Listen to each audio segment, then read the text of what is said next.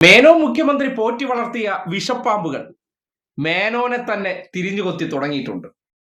സൗജന്യ ബസ് യാത്രാ തട്ടിപ്പ് നടത്തി ജനങ്ങളുടെ കണ്ണിൽ പൊടിയിടാൻ വേണ്ടി ഇറങ്ങിത്തിരിച്ച മേനോനെ അദ്ദേഹത്തിന്റെ തോളിൽ കൈയിട്ട് നിന്ന സംഘപരിവാറുകാർ തന്നെ റോഡിൽ ഇറങ്ങി നിന്ന് മേനോൻ തട്ടിപ്പുകാരനാണെന്ന് വിളിച്ചു പറയുന്നൊരവസ്ഥ.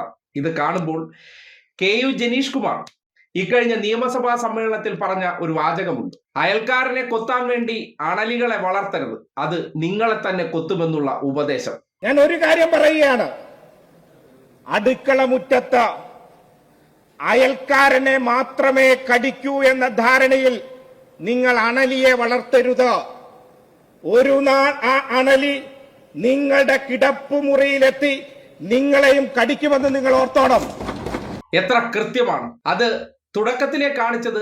ഇനി കാണാൻ പോകുന്ന വാചകങ്ങൾ കേൾക്കുമ്പോൾ മുഖ്യമന്ത്രിയായി തിരഞ്ഞെടുക്കപ്പെട്ടപ്പോൾ ഗവർണറുടെ അടുത്തേക്ക്, സംഘപരിവാർ ഗവർണറുടെ അടുത്തേക്ക് ഓടിച്ചെന്ന സതീശൻ ഹരിയസ് കർത്ത എന്ന RSSകാരനെ കണ്ടപ്പോൾ കെട്ടിപ്പുണർന്നത് നിങ്ങൾ കണ്ടോ?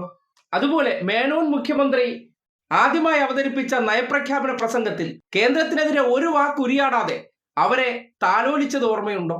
കേരളത്തിലെ സർവകലാശാലകളിൽ ഗവർണർ നേരിട്ട് സംഘപരിവാറുകാരെ നിയമിച്ചപ്പോൾ അതിനെതിരെ ഒരക്ഷരം ഉരിയാടാതെ അവരെ സഹായിച്ചത് ഓർമ്മയുണ്ടോ? അങ്ങനെയൊക്കെ അവർക്ക് വാരിക്കോരി സഹായങ്ങൾ ചെയ്യുകയും സംഘപരിവാർ ബന്ധമുള്ള ഒരു അഭിഭാഷകനെ ദേവസ്വം ബോർഡിന്റെ സ്പെഷ്യൽ പ്ലീഡറായിട്ട് ചരിത്രത്തിലാദ്യമായി നിയമിച്ച് സ്വർണ്ണക്കടത്തിൽ അവരെ സഹായിക്കാനുള്ള ഇടപെടലുകൾ കൂടി ചെയ്തു കൊടുത്ത അതേ മേനോൻ മുഖ്യമന്ത്രിയെ കുറിച്ച് ഇന്നിപ്പോ സാഹചര്യം വരികയാണ്. ഇനി മേനോൻ മുഖ്യമന്ത്രിയെ തകർത്തിട്ട് നമ്മൾ അവിടേക്ക് കയറി വരണം. അതുകൊണ്ട് BJPക്കാർ അവരുടെ മുഖ്യ ശത്രുവിനെ തകർക്കാൻ ശത്രുവിന്റെ ശത്രുവിനെ മിത്രമാക്കി കോൺഗ്രസിനൊപ്പം ചേർന്നു. മേനോൻ മുഖ്യമന്ത്രിയെ സംബന്ധിക്കുന്നിടത്തോളം ആ മുഖ്യമന്ത്രി കസേര മാത്രം മതിയായിരുന്നു. ആ ആഗ്രഹം സബലീകരിച്ചതിന് ശേഷം വിഷപ്പാമ്പുകൾ പതിയെ ആരാണോ സഹായിച്ച അവരെ വിഴുങ്ങാൻ തുടങ്ങിയിരിക്കുകയാണ്. ബഹുമാനപ്പെട്ട ആരോഗ്യ വകുപ്പ് മന്ത്രി കഴിഞ്ഞ പ്രാവശ്യം നേമത്ത് മത്സരിച്ചപ്പോ അദ്ദേഹത്തിന് ലഭിച്ച 9600ഓളം വോട്ടുകൾ UDFന്റെ തരംഗം കേരളത്തിൽ ആഞ്ഞടിക്കുമ്പോഴും എന്തുകൊണ്ട് ശബരിനാഥിന് ലഭിക്കാതെ പോയി എന്ന് നിങ്ങൾ പരിശോധിക്കപ്പെടണം. ഇവിടെ കോഴിക്കോട് അംഗം പറഞ്ഞു ഞങ്ങളുടെ ആളുകളെല്ലാം സംഘപരിവാറിലേക്ക് പോകുന്നു. എവിടുന്ന് കിട്ടിയ അറിവാ? ഇന്ത്യയിൽ 10 മുഖ്യമന്ത്രിമാർ ഈ BJP അധികാരത്തിൽ വന്നതിന് ശേഷം 10 പേർ മുഖ്യമന്ത്രിമാർ 10 പേർ BJPയിൽ പോയി. വേണ്ട, ചാത്തന്നൂരിൽ കൈപ്പത്തി ചിഹ്നത്തിൽ നിങ്ങളുടെ സ്ഥാനാർത്ഥിയായി മത്സരിച്ച് വിജയിച്ച ആളാണ് ഇന്ന് BJPയുടെ പാർലമെന്റ് പാർട്ടി ലീഡറായി. DCC സെക്രട്ടറിയാണ് BJPയുടെ പാർലമെന്ററി പാർട്ടി ലീഡറായി വന്നിരിക്കുന്നത്. സാർ, ഇത് ഡീലായിരുന്നു എന്ന് ആരോടും ചോദിക്കാതെ അറിയാം. BJPയുടെ താമര ചിഹ്നത്തിൽ ആ ചിഹ്നം തന്നെ കേരളത്തിലെ 19 മണ്ഡലത്തിൽ ഒഴിവാക്കി കൊടുത്തു. നിങ്ങൾ പരിശോധിച്ചോ, തൃക്കരിപ്പൂർ മുതൽ പത്തനാപുരം വരെയുള്ള 19 മണ്ഡലത്തിൽ ആർക്കാണ് സഹായം ലഭിച്ചത്? നിങ്ങളെല്ലാം ഇപ്പൊ ഞങ്ങളെ സ്വാതന്ത്ര്യ സമര ചരിത്രവും എല്ലാം പഠിപ്പിക്കാൻ വരികയാണല്ലോ. ഞാൻ അതിലേക്ക് വരാം. എന്തിനാ ഇവിടെ സത്യപ്രതിജ്ഞയ്ക്ക് മുമ്പ് ചാർട്ടേഡ് ഫ്ലൈറ്റ് എടുത്ത മംഗലാപുരം യാത്ര?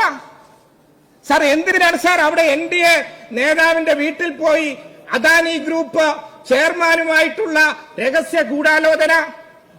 സാർ, ഇവിടെ പിണറായി വിജയനെ കാണുമായിരുന്നു ആ ചാർട്ടേഡ് ഫ്ലൈറ്റിൽ പോകുന്നതിൽ എന്താകുമായിരുന്നു അവസ്ഥ?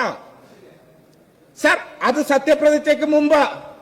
സത്യപ്രതിജ്ഞ ദിനം വന്ദേമാതരം. ഞാൻ ചോദിച്ചോട്ടെ, ഞാൻ അതിന്റെ വിശദാംശങ്ങളിലേക്ക് പോകുന്നില്ല. നിങ്ങൾ ഇവിടെ സംസാരിച്ചു, ഒരാൾ അതിനെതിരെ സംസാരിച്ചോ? നയപ്രഖ്യാപന പ്രസംഗം ഒരാൾ സംസാരിച്ചോ?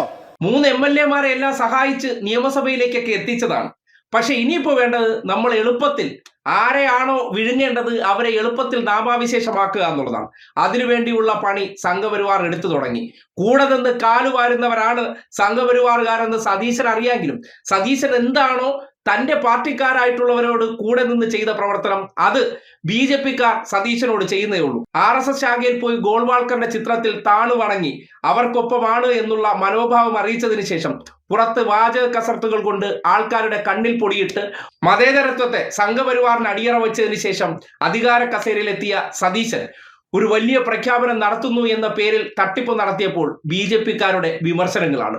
അത് തട്ടിപ്പാണ് എന്ന രീതിയിലും പ്രിയദർശിനി തട്ടിപ്പ് എന്ന പേരിൽ വിളിച്ചുകൊണ്ട് ആ പദ്ധതിക്കെതിരെ സ്ത്രീകളെ നിരത്തി സമരം ചെയ്യുമ്പോൾ സ്വാഭാവികമായിട്ടും ഇനി എളുപ്പത്തിൽ കാര്യങ്ങൾ നടത്തിയെടുക്കാമെന്നുള്ള അവരുടെ കോൺഫിഡൻസിന്റെ പ്രതിഫലനമാണ്. അതിനവസരമുണ്ടാക്കിയത് അയൽക്കാരനെ കൊത്തട്ടെ എന്ന രീതിയിൽ സംഘപരിവാറിനെ വളരാൻ വെള്ളവും വളവും കൊടുത്ത മേനോൻ മുഖ്യമന്ത്രിക്ക് കിട്ടുന്ന ആദ്യ തിരിച്ചടി.